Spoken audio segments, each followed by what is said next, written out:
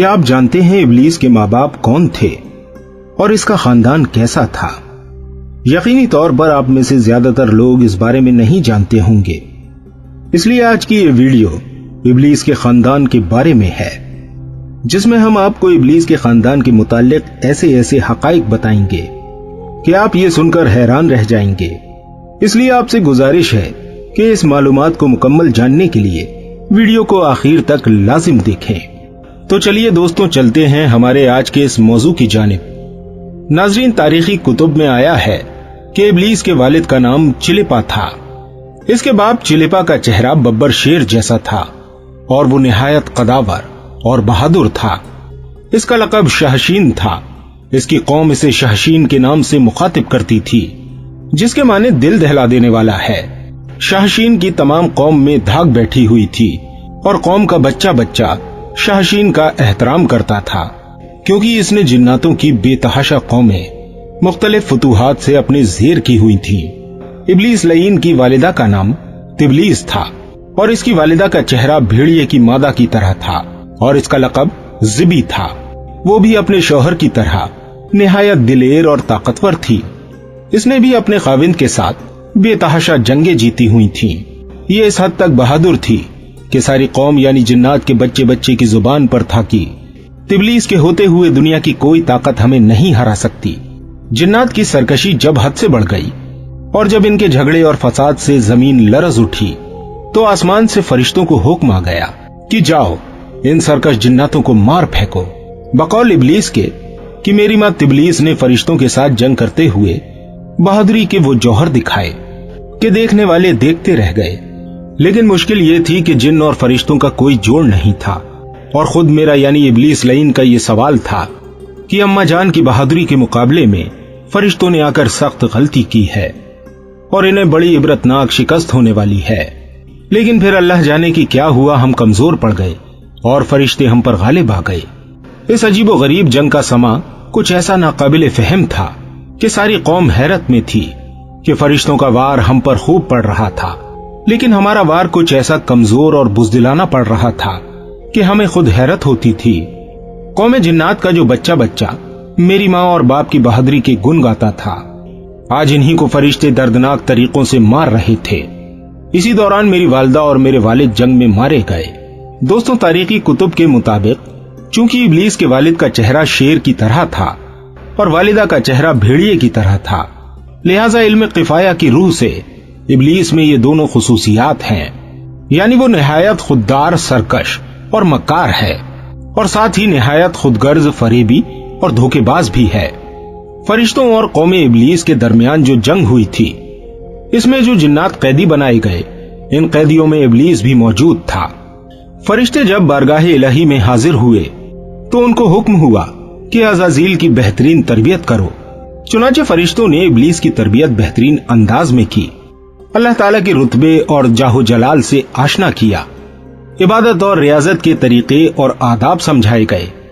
यहाँ तक कि पहले आसमान वालों ने इसको आबिद कहा, दूसरे आसमान वालों ने जाहिद, तीसरे आसमान वालों ने आरिफ, चौथे आसमान वालों ने वली, पांचवें आसमान वालों ने तकी, छठे आसमान वालों ने खाशी और सातवें आसमान वालों ने इसे अज़ाज़ील का लक़ब दिया।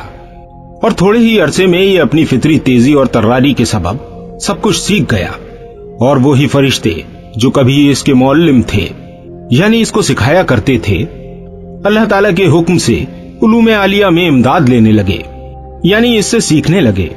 धीरे धीरे अज़ाज़ील अपनी काबिलियत की वजह से फरिश्तों का उस्ताद बन गया। इब्लीस अपनी इबादतों में इतना मुकर्रब हुआ कि मुख्तलिफ आसमानों में इसके मुख्तलिफ रुतबे बने। दोस्तों, अल्लाह ताला का हमेशा से एक दस्तूर है कि वो अपनी राय को सबसे अलग थलग रखता है और किसी को भी इस अमर की खबर नहीं हो पाती।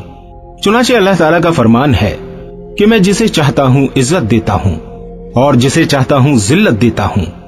एक दिन अज़ाज़ील यानी इब्लीस अल्लाह ताला की हम्दो सना बयान करता हुआ जब सातवें आसमान की सैर करता हुआ लोहे महफूज तक पहुंचा, तो क्या देखता है कि लोहे महफूज पर एक इबारत लिखी हुई है।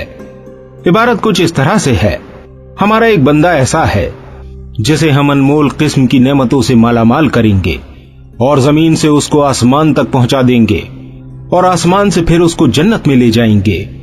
इसके बाद हम एक खास काम पर इसको मामूर करेंगे, लेकिन वो इनकार करेगा और बगावत पर आमादा हो जाएगा। इब्लीस इस इबारत को पढ़कर हैरत ज़दा हुआ और अपने दिल में ख्याल करने लगा कि ऐसा एहसान फरामोश भला कौन होगा। दोबारा इबारत पर गौर किया तो इबारत के करीब निहायत ही वाज़े लिखा हुआ नजर आया, औज़ु बिल्लाहि मिनश शैतानिर रजीम। ये पढ़कर वो तकरीबन 2000 साल तक रोता रहा और खुद पर लानतान करता रहा कि ऐसा बदबख्त कौन हो सकता है जो रब्बे करीम का नाफरमान बनेगा। घबराकर बारगाह इलाही में हाजिरी दी और बोला कि ऐ रब्बुल आलमीन, ये शैतानिर रजीम कौन है जिससे पनाह मांगनी चाहिए। अल्लाह ताला ने फरमाया कि हमारा एक बंदा है जो हमारी नेमतों से सरफराज किया जाएगा, लेकिन हमारे एक हुक्म को न मानने की वजह से मरदूद हो जाएगा। इब्लीस ने अर्ज की कि मैं इस मलऊन को देखना चाहता हूं। अल्लाह ताला ने इरशाद फरमाया, तू जल्द इसे देखेगा। इब्लीस इसी सोच विचार में हजारों साल मुब्तला रहा और उसे मालूम हुआ कि आदम अलैहिस्सलाम का पुतला तैयार किया जा रहा है। इस पुतले का सर मक्का मुअज़्ज़मा की खाक से, गर्दन बैतुल मुक़द्दस की मिट्टी, सीना उर्दन की खाक से और पुश्त शिकम हिंदुस्तान की सरजमीन की मिट्टी से। दोस्तों, जब हजरत आदम अलैहिस्सलाम के पुतले को तैयार कर लिया गया तो पुतले को जमीन पर भेज दिया गया।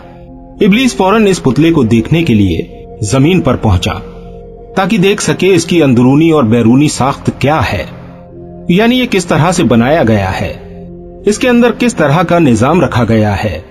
सबसे पहले इब्लीस ने पुतले को ठोक बजाकर देखा तो पुतले से एक बड़ी ही अजीबोगरीब आवाज पैदा हुई। उसके बाद अंदरूनी मुशाहिदे के बाद इब्लीस किसी भी नतीजे पर नहीं पहुंच सका तो अपनी मखसूस ताकतों के जरिए पुतले के अंदर दाखिल हो गया। नाजरीन, शायद इसीलिए कहा गया है कि शैतान तुम्हारी रगों में खून की तरह दौड़ता है। इब्लीस ने अंदर दाखिल होकर पुतले का अंदरूनी मुताला किया। इस दौरान इसको बहुत सारी बातें मालूम हुई। इब्लीस ने अपनी तवील उम्र में जो कुछ देखा था वो सब इस पुतले में मौजूद था। चुनाचे जब वो रग रग की सैर करता हुआ कल्ब तक पहुंचा तो दिल को कुछ इस तरह बंद किया गया था कि वो अपनी मखसूस ताकतों और मख्फी उलूम जानने के बावजूद दिल को न खोल सका। इसलिए अल्लाह पाक का इरशाद है कि मैं किसी चीज में नहीं समा सकता, लेकिन मोमिन का दिल ऐसी जगह है जहां मैं समा जाता हूं।